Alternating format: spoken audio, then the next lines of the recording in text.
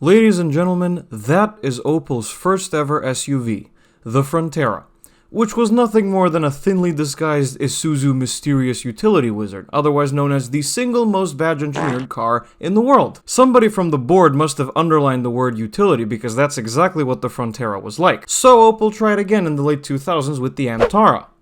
We don't talk about that here.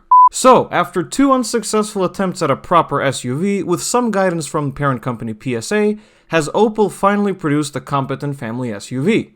It's time we find out. This is the new 2022 Opel Grandland. Let's get into it.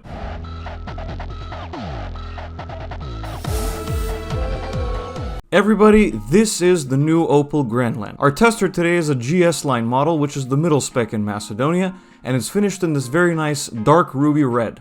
Not one for red cars myself, but here it totally works, especially paired with the exterior trim package, which blacks out the badges, the wheels, and a few other things. If you're familiar with the Grandland, which came out in 2017 to replace the Antara, you'll know that it used to be called the Grandland X, and the same applied to all of Opel's SUV and crossover models. However, with all of their respective facelifts and a new generation in the case of the Mocha, the X is now gone. So, what exactly is new about the new Grandland? Let's begin at the front. The Grandland now gets Opel's visor front-end styling, which connects the headlights with a shiny piece of trim in the middle. That shiny piece of trim is also where all the sensors for the Grandland's expansive list of ADAS systems are hiding. The headlights themselves are also full LED units incorporating Opel's IntelliLux technology. The Opel badge, as you see here, is black, but you can also have it in silver if you so choose. This particular Grandland has the whole black exterior trim shebang, including the aforementioned badging, the wheels, the mirrors, and the contrasting roof color. Even though I'm not a fan of red cars myself, this red paired with the black details actually looks pretty fantastic. Let's talk about the powertrains. This Grandland was equipped with the base engine, a 1.2-liter turbo 3-cylinder with 130 horsepower, with front-wheel drive and an 8-speed automatic transmission. Opel also offers a 1.5-liter diesel with 130 horsepower exclusively with the 8-speed automatic. The gas motor, like this car, is available with a 6-speed manual as well. Finally, there's the 2 plug-in hybrids. The 180 horsepower version has been omitted, which leaves the 225 horsepower version, which is front-wheel drive, and the 300 horsepower version, which is all-wheel drive. That's the only way to have all-wheel drive on the Grandland.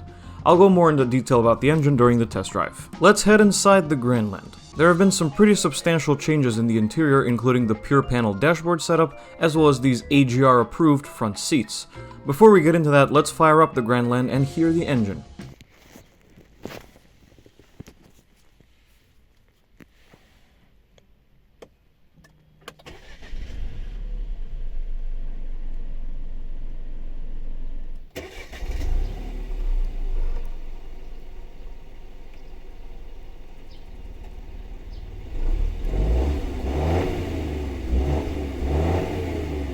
Welcome to the Pure panel.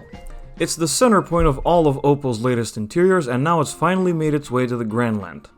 The concept is a pair of large screens, one in front of the driver and one for the infotainment, shrouded in a shiny piece of black trim.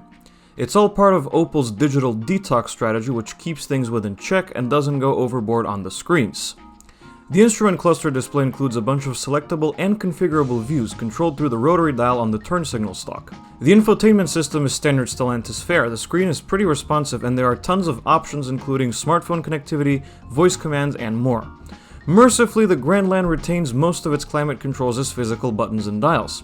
You still have to dive into the infotainment system to change the climate zone, but it's much better than having the entirety of the HVAC in the screen.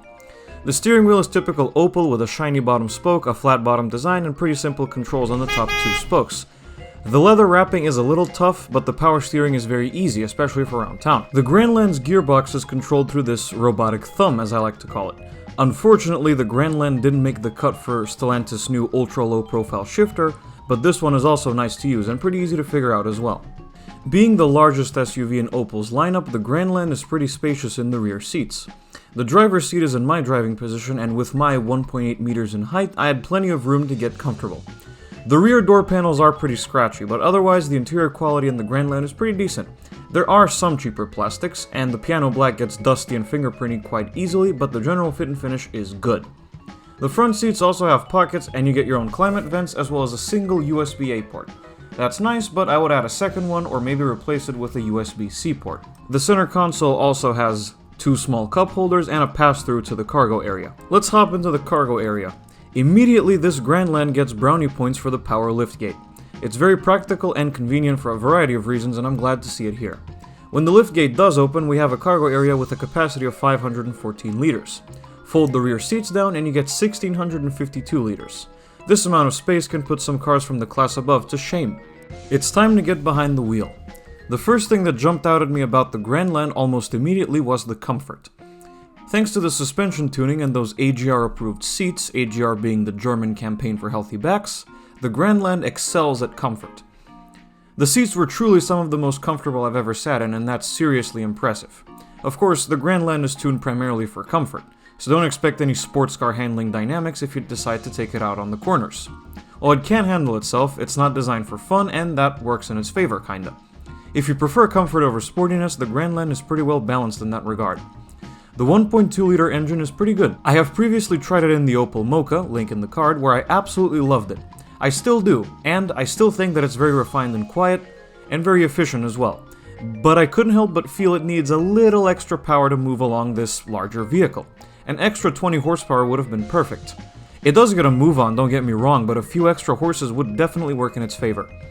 The sound system is excellent, the driving position is very good, Android Auto worked flawlessly, and the automatic gearbox is very well sorted. Like most other Opel models, the Grandland does offer Eco, Normal, and Sport drive modes to cater to the driving situation better, not to mention the manual shifting mode in the automatic transmission. Overall, the Grandland has a very solid drive. It won't set the world or your underwear on fire, but if you want your passengers and or children to drift off to sleep on a long trip, and if you want to enjoy the ride in comfort and silence, the Grandland can definitely do that. So that's the 2022 Opel Grandland.